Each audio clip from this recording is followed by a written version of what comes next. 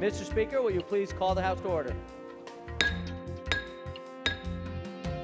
The bill is passed. We'd like to get a budget that represents the interests of the people who are standing here with me now. To be part of the struggle to achieve a better society for all. And that's why I think that this legislation is an opportunity for us in this House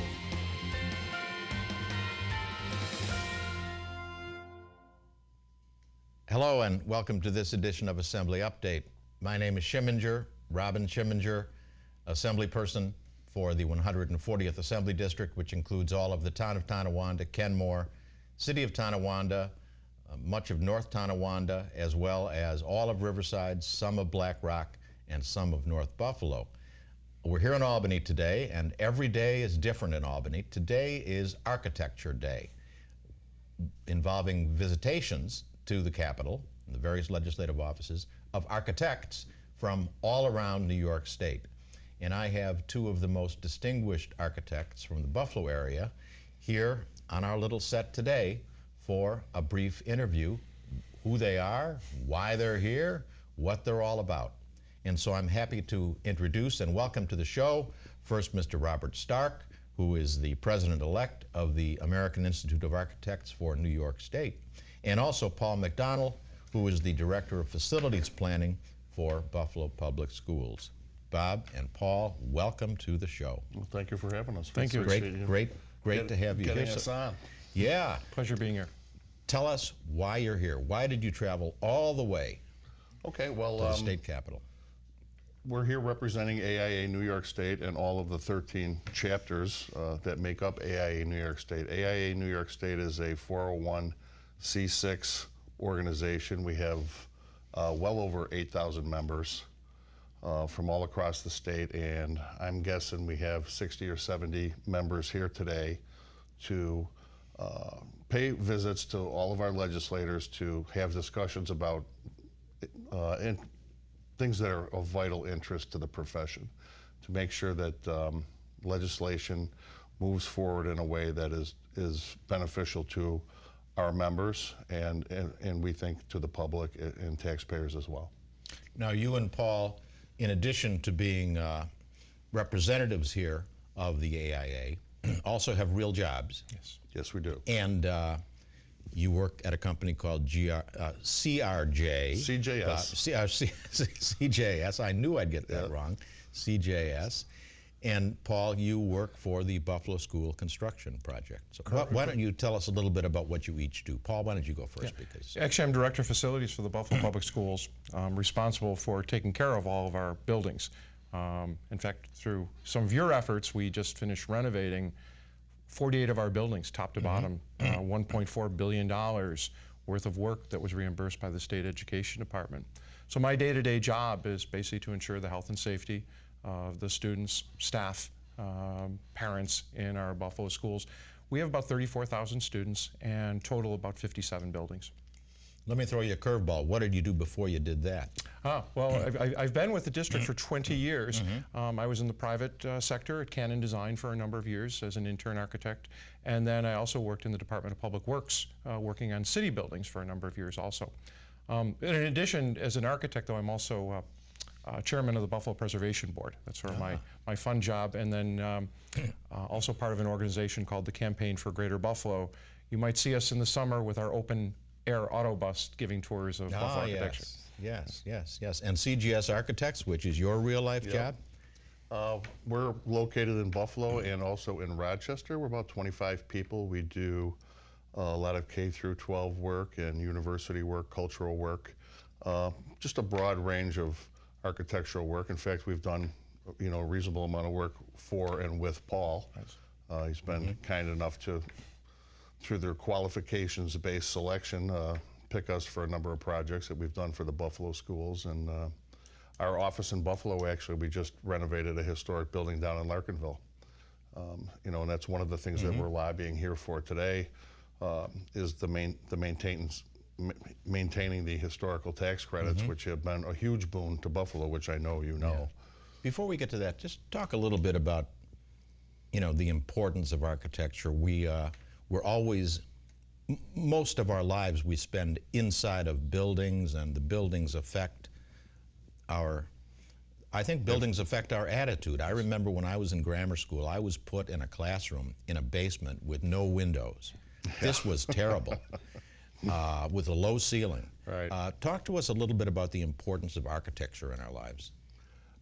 Architecture is incredibly important. Like you say, you spend 90%, everyone spends 90% of their lives in buildings. And it's not just buildings, it's the whole environment, the whole city environment, the creating of streets and places, and the types of spaces where people want to be. I mean, you can really, good architecture can really affect the way people feel, the way that they function. It has a tremendous effect on us. Yeah, and we as architects, I mean, one of the things we pride ourselves on is we're problem solvers. People come to us with their wants and their needs, and we can create something physical out of it. I think that's one of the really great things about being in architecture is that our product is so tangible, and it's something that people do see every day. And whether it's an incredible museum, whether it's an incredible office building, or even just your run-of-the-day home, it's so important to people because it is where they spend so much of their time. Or a really nice classroom with windows in it. Yeah, and a high ceiling. Yes. Yeah, and you mentioned museum. I know that even as we speak, and this is outside your wheelhouse, maybe it's not, the Albright Knox is soliciting, I think, proposals from architects from literally around the world for enhancements, addition, changes at the Albright Knox. And part of that selection process, I guess, is considering how broadly the architect thinks about the engagement of the facility and the community, and so on. So architecture. Right. I mean, it has to do more than the building. I mean, as you know, the Albright Knox, it's an incredibly historic building done by Green and Wicks with an addition done by Gordon Bunshaft, which is recognized one of the finest modern buildings in Buffalo, but it's also in an Olmsted Park. Right. And it's in the Elmwood Village. So these are the things that architects must deal with every day of their lives. Which are great challenges, actually. I mean, those are the kind of challenges that force creative solutions. Right. Yeah. And it's holistic. You have to. That's why as architects we're generalists. But what we do is we try to take all that information from the users, from the community, and like I said before, create a tangible product. For people out there in television land who've been watching, they might have heard Mr. Stark use an acronym. Maybe you did it. QBS. Tell us a little bit about QBS and how it comes into play. Okay. Well, QBS means qualifications-based selections. And that's something that we are pushing for. It's in effect right now with some local agencies. The Dormitory Authority uses it very successfully, State University Construction Fund. And the idea there is to find out the best qualified architects and interview them and find out that they're the most well qualified for a job, not basing it solely on the lowest fee available. After you deem these various architects as being qualified, then fees would obviously come into the equation where you would negotiate a fee, but you do not base it solely on fee, because if you go to the lowest fee, you get what you pay for, and it could end up costing you more down the road.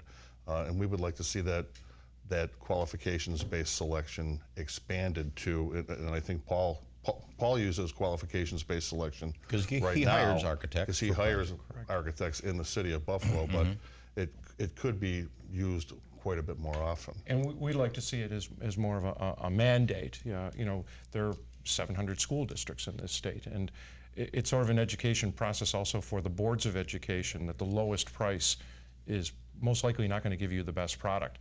We always prided ourselves with the Buffalo Public Schools in that we have a staff of a number of architects that evaluate the proposals. That we had a saying that we don't hire school architects, we hire good architects. And part of the way we do that is by looking at their qualifications and how their qualifications might suit a certain job.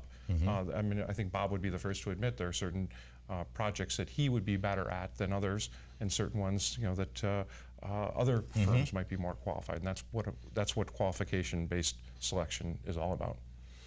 Now, also for the people out there in television land, you mentioned another catchphrase, historic preservation tax credit.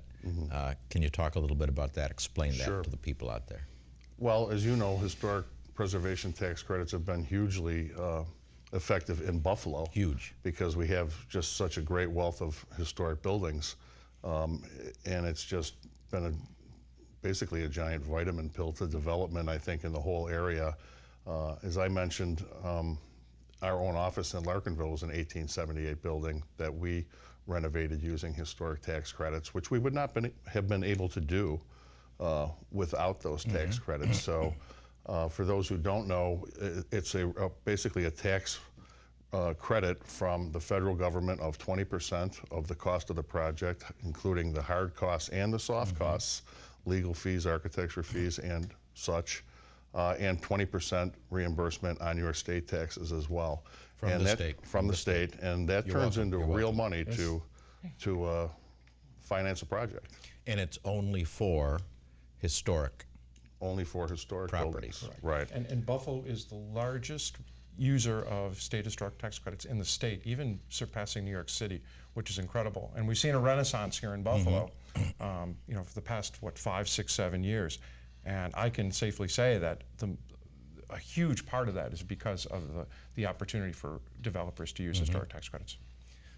Going beyond properties that are historic properties, many a time we see properties that maybe aren't historic, whatever that means, but are beat up, they are distressed. They are commercial, they are residential. Many times it's a residence which people drive by and say, oh my gosh, it must be one of those zombie homes that the bank is tied up with. But it's not necessarily that residential site. It may just be something which the owner has chosen not to fix up. So talk a little bit about the advantage of doing something for those kinds of properties, those maybe not historic properties, but distressed properties. Well, it's the same theory as the residential tax credits. It supplements the cost of renovating these projects, you know, more on an individual basis to the homeowners.